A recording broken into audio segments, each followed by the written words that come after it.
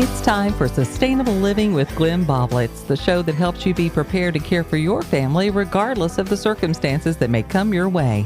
Now, here's your host for today, Mark Lamb. Back in the studio with Glenn Boblitz, Sustainable Living, and it's made easy because Glenn breaks it down for you. Glenn, how you doing? Doing good.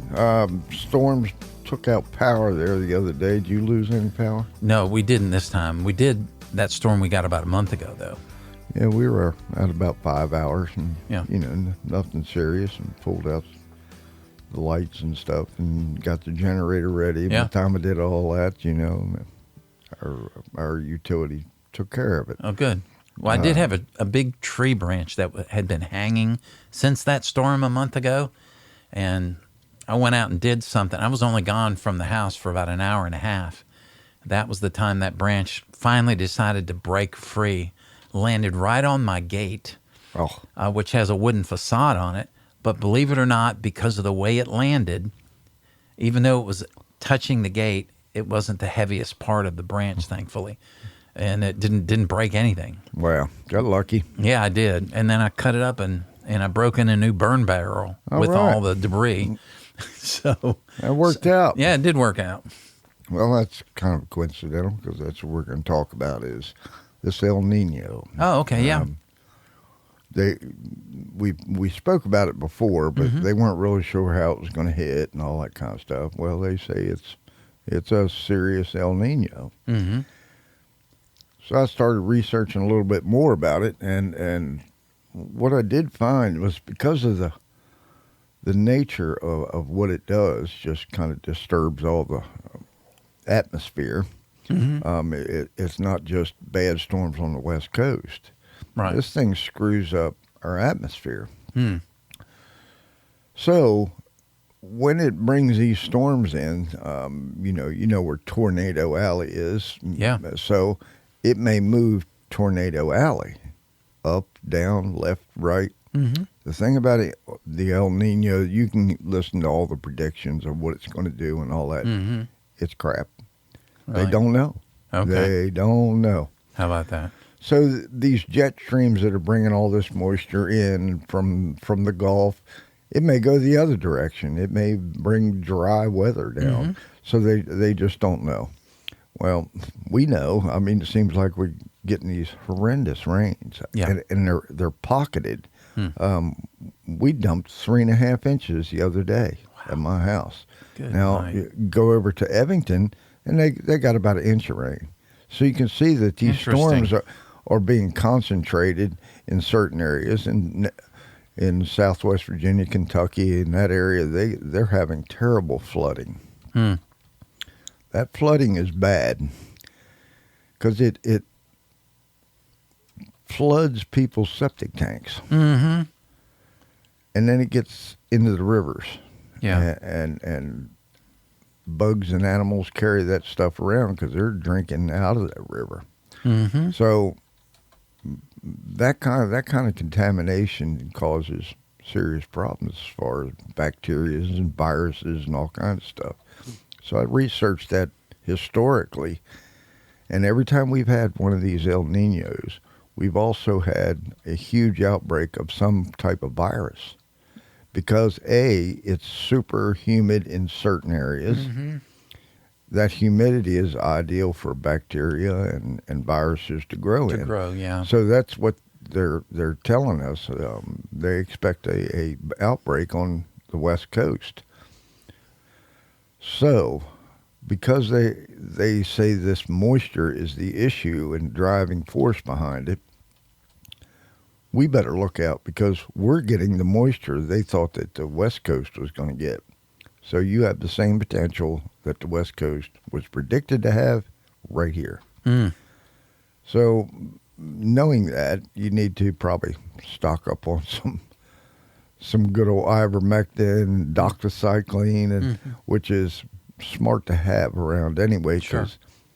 I don't know if you prepping on that end of the medical side, but we've been doing that and trying to hoard up some of that stuff.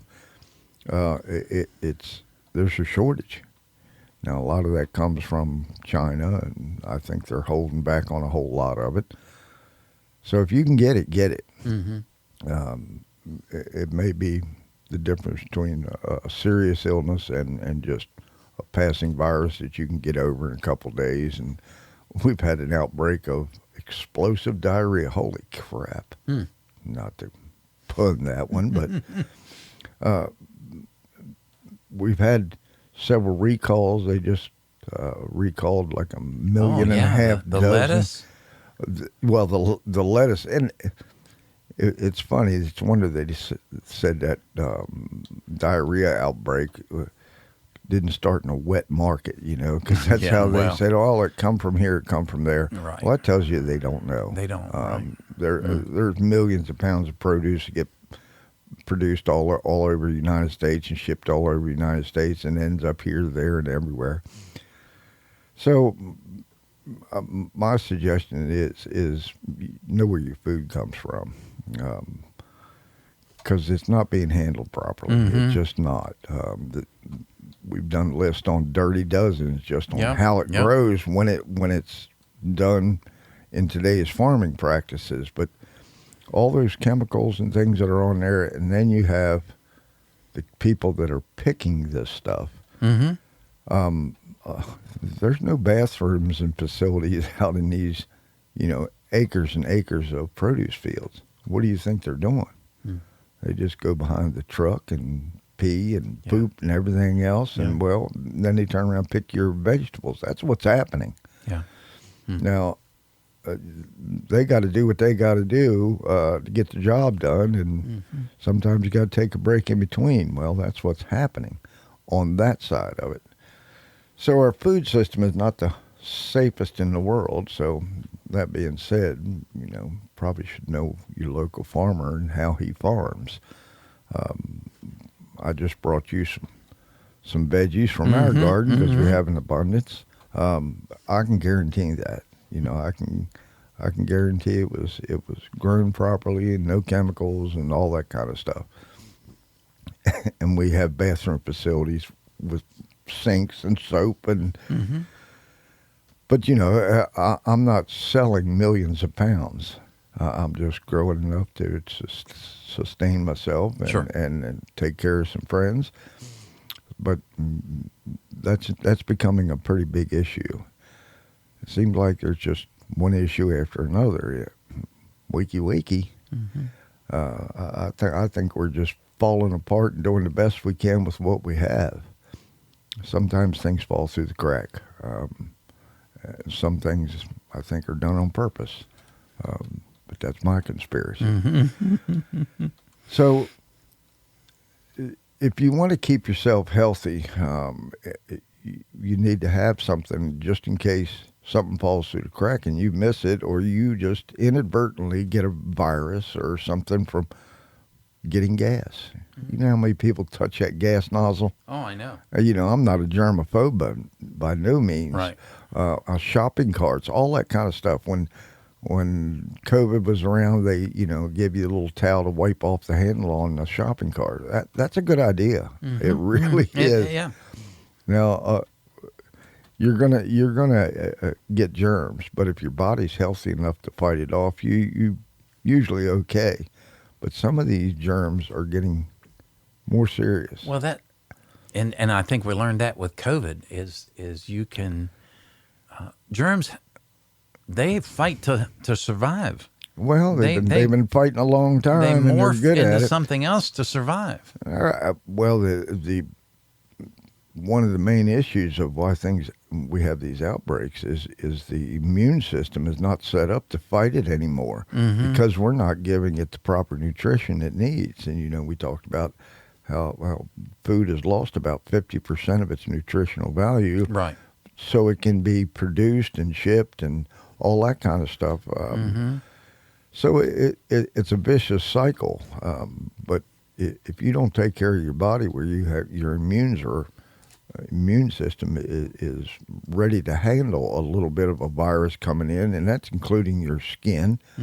It's going to get you, and how bad it gets you is depending on how good your immune system can fight it off. Well, we're the sickest nation in the world. We have Isn't that something? Well, there's a correlation. Yeah. And it's a lot of it's our food supplies and the chemicals that we're ingesting that just knocking our food system out, our immune system out. Right. So in saying all that, we started talking about the El Nino, but Yeah. you're going to experience these storms, and you're going to lose power. You may lose water. If you have a well, you're definitely going to lose your water because that's how your water gets to you is a little electricity and pumps it to you. Mm-hmm. Well, if a large area gets hit by a storm and the whole area is out, your water treatment plant is shut down. Mm-hmm. And whatever water is there pressurized gets used up very quickly. So you're going to have water. Well, what about the sanitation part? Washing your hands, flushing the toilets, all that kind of stuff. There's a lot of people in this area that need to flush a toilet, Including me. need to wash their hands. Yeah. Oh, yeah. Well, that's part of why some of these infections explode. If you're living in Southwest Virginia right now where it's flooding, or Kentucky, Mm-hmm. and you have no electricity and no water, no sanitation, Mm-hmm. and you're out for a week or more, the odds of you catching something are pretty high because it's been flooded, Yeah. contaminated your land. You're walking around, you get mud on your shoes. Mm-hmm. How you going to clean it off? You track that into the house. Next thing you know, you got a bacteria in your house, and everybody in the house is sick. Right. That's how it happens. Right. Can I add one little caveat? And then if you have animals, they step on it, and then you love on them, and they get in your face, and All of the above. Water's like, wow. water's pretty important here, folks. So it's kind of a wake-up call, these storms, just natural disasters that disrupt your life. Right. And if you're not ready for them in the least bit, you what are you going to do? So my thing is to store water. I've got a couple drums of water, and I keep it a year or more. Now, some people go, "Oh my God, you shouldn't do that." But I've tested that water. I've got a microscope. I've looked at that water. Tastes fresh, all that kind of stuff. But before I tasted it, I looked under the microscope just to make sure something didn't get in there.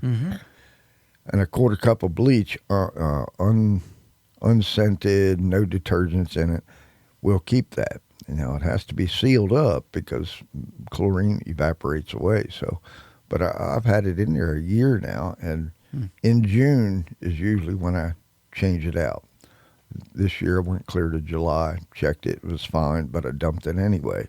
Fresh water again. So that's just my method. However you decide to do it is yours, but store some water. Rain barrels, things like that you can wash your hands in. It's not purified water, or you can boil some water from your rain barrel if you're really worried about that. So you need different types of water. Definitely have super clean water that is safe to drink and to cook with. Right. Others you can use and boil, and you can make it safe again. Others you really don't need to do. You could wash your hands in water from a rain barrel and with a little soap, antibacterial soap, and I think you'd be okay.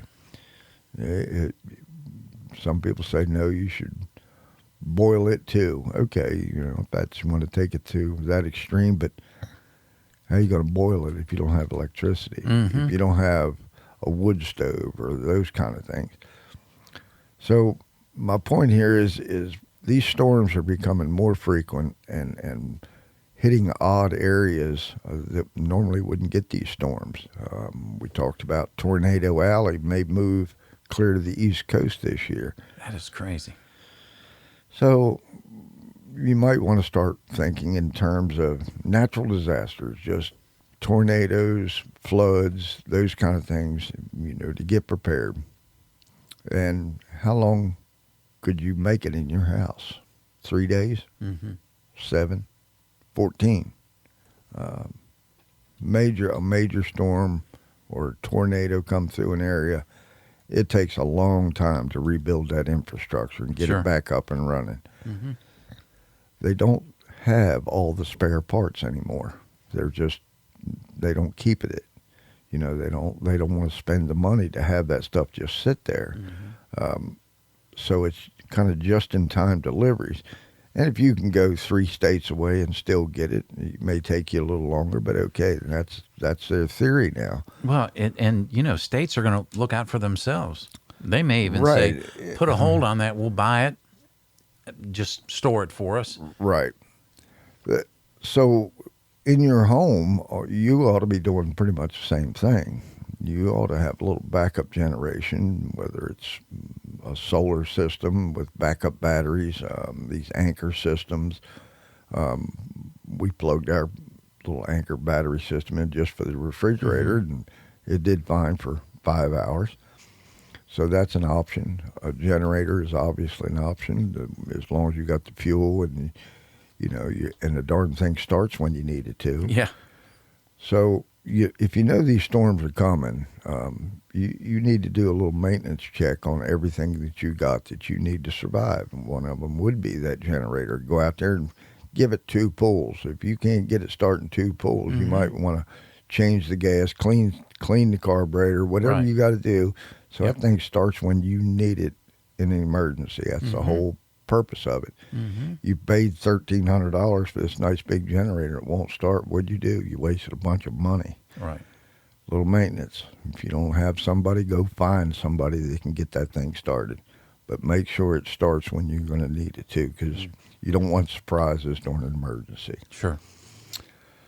So that's just one area. We talk about prepping all the time, and if you're prepping for the world to collapse, okay, then you've prepped for major storms. Mm-hmm. So vice versa, if you're Yeah. prepped for a major storm and you don't believe the world's going to collapse, you're still okay, because storms are going to happen. Yep. They happen every year. Yep, they do. But they're saying there's going to be a bad year for major storms. Mm-hmm.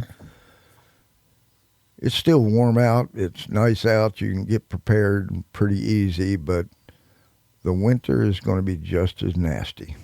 So looking ahead, just like our garden season, I always look to the next season today. Mm-hmm. Right now I'm thinking of my fall gardens, even though it's not even close to fall yet, but I'm thinking fall garden. Same way with these storms. What's going to happen in the wintertime? Lose power, no heat. And they say it's going to be a cold winter. Mm-hmm. They're predicting that the jet stream could drop as far as the tip of Florida. Wow. We just had a cold spell come through. And it's happening this week. Temperatures dropped, Yeah, we were in the upper 60s, low 70s at night. I mean, That is not usual. Mm-hmm. All right, that's the disturbance in the atmosphere doing that. Mm-hmm. They're talking about temperatures like that clear to Florida. Well, that screws up fruit something fierce. Sure. Makes sense. Regardless, you're going to have to deal with these storms. So the more prepared you are for them, the less impact they're going to have on you and your family. This winter, I expect to have either lots of nasty wet weather, because we're here in Virginia, it doesn't tend to have Arctic weather. Mm-hmm. But by God, they're saying that you could. If that jet stream dips down from the Arctic, and last year it dipped down to 12, 13 degrees. That's darn cold. Yeah. Without power in your house, that's an issue. Mm. Thankfully, that storm we experienced only lasted 3 days, but what if it lasts 3 weeks? Yeah. That's real taxing on Absolutely. anybody. Absolutely. So, yes, it's going to cost you money to prepare for this kind of stuff. You're either going to have to stockpile fuel of some type to be able to heat your home, because I believe you're going to lose power quite a bit this winter. Mm-hmm. So we're in the area where ice tends to take out our power. Trees get full of ice and everything goes down. we've experienced some of them. Sure. Lynchburg, I think it was about 3 years ago, really had a good ice storm, and it was out everywhere. So a bunch of us got together with our chainsaws and cut people out that were having medical emergencies and needed to go out. And our little organized group says, we got a guy that can handle that, and off we went.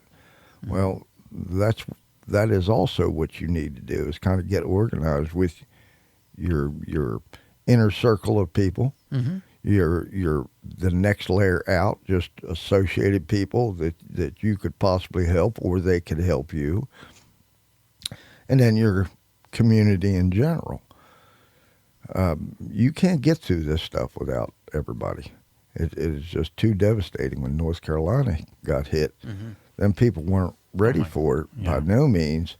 And because it was so devastating, they couldn't even help their own community because their entire community was devastated. And they were in an area where you wouldn't think something like that could happen. Exactly.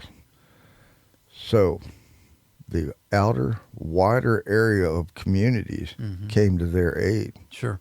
Including us. Yeah. We took truckloads of stuff down there, took radios and things down to set up communication, which was huge for them. Mm-hmm. Did FEMA show up? Yeah, but they did absolutely nothing. They wouldn't go into the area. Mm. They stayed to the outside. What good is that? Yeah. Anyway, you can throw rocks at FEMA, but the idea of FEMA, original idea, is excellent. Mm-hmm. But the government got too deep involved. Yeah. And you know what happens there. So, we're talking just natural disasters here. Well, you start looking a little wider, worldwide, it's chaos. It's a tornado all the way around the world mm-hmm. in a political sense. Sure. War is getting heated up. People are just... I don't even want to go there because it's so large. Mm-hmm. And then you have the chaos of all through Europe with the immigration stuff going on. So I'm looking around going, wow, crap's happening. It really is. So you can't get into all that, but it's going to affect you eventually because that's part of your supply chain. We are a worldwide supply chain, mm-hmm. and it's getting screwed up by the minute. Yeah. Oil is obviously one of them. Mm-hmm. So, having some type of plan to deal with that, mm-hmm. And again, it's going to cost you money to store up that, and you got to know how to store it so it stays fresh. Mm-hmm. Your gasoline stays fresh enough that you can use it within 6 months to a year. War breaks out here, or some catastrophe caused by terrorism, mm-hmm. Which they seem to be waving that flag a lot. Yeah. These countries are not going to sit still for the world, mm-hmm. and the wars that are going on. They're nasty people, and they want to get you back. Right. So you have to be vigilant of that. If our news system was a little better, I would feel better about myself. But we don't get news. No, I mean the bias is so horrendous against Well, there's propaganda, Trump. There's bias, mm-hmm. there's just the political stupidity. Mm-hmm.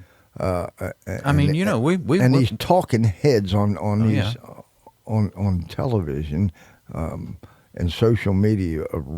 Oh gosh, don't believe hardly anything on social media mm-hmm. anymore. Mm-hmm. It's a propaganda. Manipulated. It's a propaganda wave.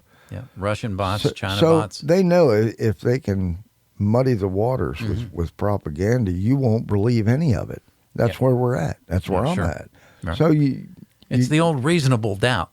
Absolutely. You just need to get reasonable doubt with one juror, and that case is gone, and they're trying to, distill reasonable doubt that America's a good country, America's past founding, is tainted according to the no country. There's still countries that have slavery. People look around, for crying out loud.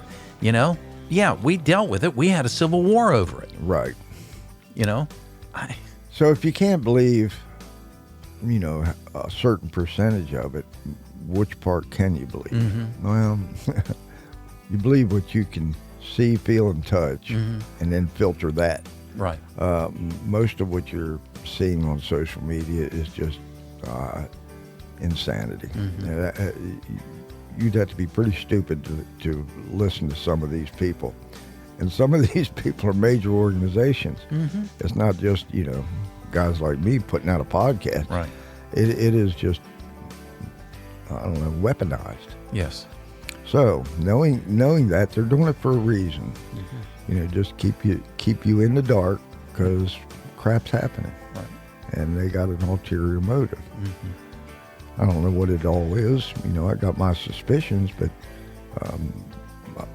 I can't control that part. Right. I can rage against it and say this is wrong, but that's about as much as I can Yeah, do. you can burn a lot of energy. Yeah. That you need for other things, quite honestly. When I should be, getting a Bison well pump for my well, it's a hand pump, and having some more lights and a way to light would be a good thing. And we'll probably pick that up next week. Okay, that sounds like a good place to break it. Glenn, thank you. Thank you. Join us again next week for Sustainable Living with Glenn Boblitz, helping you be prepared and not scared. This podcast drops every Friday anywhere you get your podcast.